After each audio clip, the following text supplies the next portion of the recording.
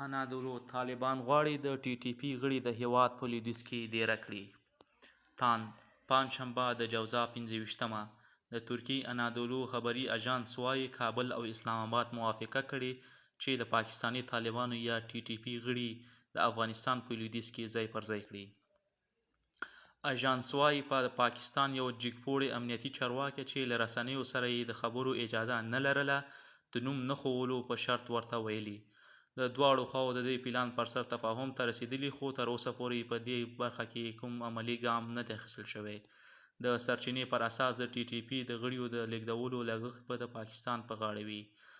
افغان طالبان په دې اړه تر اوسه څه نه دي ویلي خو د طالبانو ویندوی ذبیح الله مجاهد پخوا ویلي وو چې وزیرستاني کډوال به له خوست ولایت څخه نورو سیمو ته ولېږدول شي. په همدې حال کې د پاکستان د بهرنیو چارو وزارت ویندوی زهرا بلوچ نن په اسلام آباد کې د اونیزې خبري غونډې په مهال کې پر دې راپور له څه ویلو ډډه وکړه.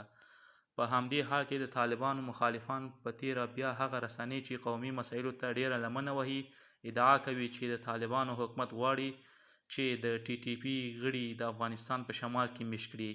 انادولو ته د پاکستان بېنومه امنیتي چارواکي ویلي چې افغان طالبان غواړي چې پاکستاني طالبان بې وسلې او د هیواد په لویدیځ کې ځای پر ځای کړي خو هغوی د دې کار لپاره پیسې نه لري.